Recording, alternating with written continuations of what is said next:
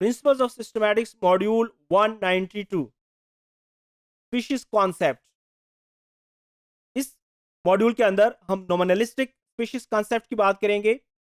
अगर हम इसकी डेफिनेशन की बात करें तो according to this concept nature produces individual and nothing more.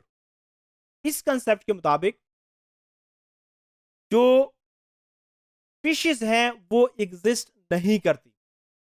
इस कॉन्सेप्ट के मुताबिक सिर्फ इंडिविजुअल्स एग्जिस्ट करते हैं और ये जो इंडिविजुअल्स हैं ये स्पीशीज की फॉर्म के अंदर एग्जिस्ट नहीं करते। अब ये जो कॉन्सेप्ट है इसको लीनियस स्पीशीज कॉन्सेप्ट भी कहते हैं। ये जो कॉन्सेप्ट है इसके बहुत सारे फॉलोवर्स हैं। इनमें वफन, बेसे, लमार्क, इन तमाम लोगों का ये बिलीव था, ये अकीदा था कि only individuals exist and they do not believe in the existence of species. इनके मुताबिक जो स्पीशीज हैं ये ज़हनी इख्तरा है, यानी नेचर के अंदर स्पीशीज एग्जिस्ट नहीं करती। लोगों ने खुद से ये एक कॉन्सेप्ट बनाया और स्पीशीज के बारे में बताया कि स्पीशीज एग्जिस्ट करती हैं, लेकिन इस कॉन्सेप्ट के मुताबिक स्पीशीज एग्जिस्ट नहीं करती, सिर्फ इंडिविजुअल्स ही एग्जिस्ट करते हैं। ये जो कॉन्सेप्ट था ये 18th सेंचुरी तक फ्रांस के अंदर बहुत पॉपुलर रहा, लेकिन इसके ऊपर बहुत सारे लोगों ने क्रिटिसिज्म किया।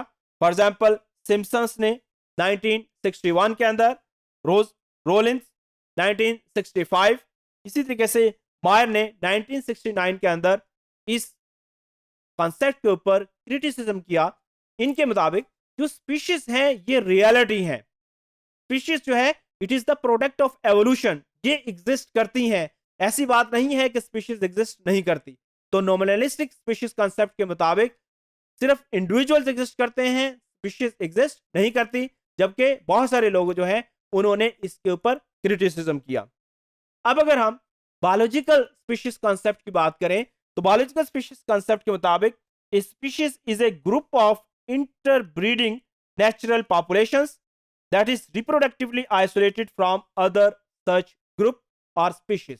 यानी एक स्पीशीज के जो मेंबर्स होते हैं ये एक नेचुरल ग्रुप है जो आपस में इंटरब्रीड कर सकते हैं, फर्टाइल ऑफस्प्रिंग्स पैदा कर सकते हैं और ये दूसरी स्पीशीज से रिप्रोडक्टिवली आइसोलेटेड होते हैं। ये दूसरी स्पीशीज के साथ फ्रीली इंटरब्रीड नहीं कर सकते। अब एक स्पीशीज के जो मेंबर्स होते हैं उनके अंदर कुछ कैरेक्टरिस्टिक्स हैं, स्पीशीज कुछ प्रॉपर्टीज को फॉलो करती हैं।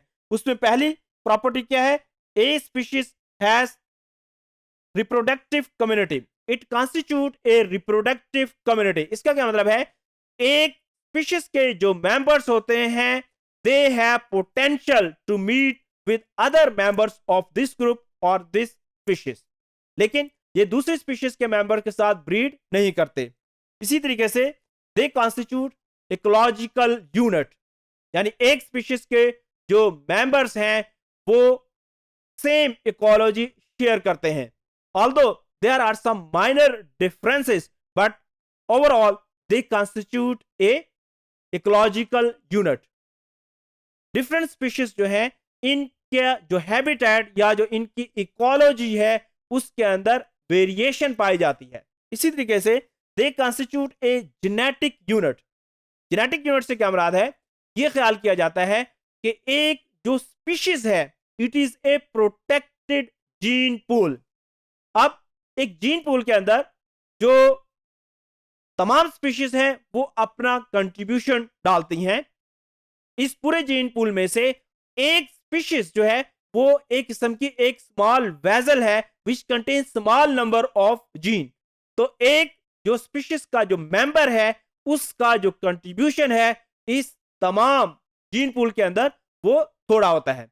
अब इस कंसेप्ट के ऊपर भी बहुत सारा क्रिटिसिज्म किया गया, लेकिन अभी तक ये वो कंसेप्ट है जो वाइडली एक्सेप्टेड है, जिसको सबसे ज्यादा माना जाता है। अब इसके ऊपर क्रिटिसिज्म क्या है कि it is not applicable on the asexually reproducing organisms, क्योंकि इसमें हम ये कहते हैं कि एक स्पीशीज के जो मेंबर हैं वो रिप्रोड्यूस कर सकते हैं, एक दूसरे के साथ मेट कर सकते हैं, लेकिन क्योंकि बहुत सारे ऑर्गेनिजम्स ऐसे हैं जो कि एसेक्सुअली रिप्रोड्यूस करते हैं, उनके ऊपर ये कॉन्सेप्ट अप्लाई नहीं हो सकता। इसी तरीके से ये सिबलिंग स्पीशीज या जो क्रिप्टिक स्पीशीज हैं उनके ऊपर भी ये कॉन्सेप्ट अप्लाई नहीं होता। इसी तरीके से बहुत सारा जो फोसल रिकॉर्ड है उससे हम ये मालूम नहीं कर सकते कि ये जो फोसल रिकॉर्ड है, ये जो स्पीशीज उस दौर के अंदर मौजूद थी, ये आपस में ब्रीड करती थी या नहीं करती थी।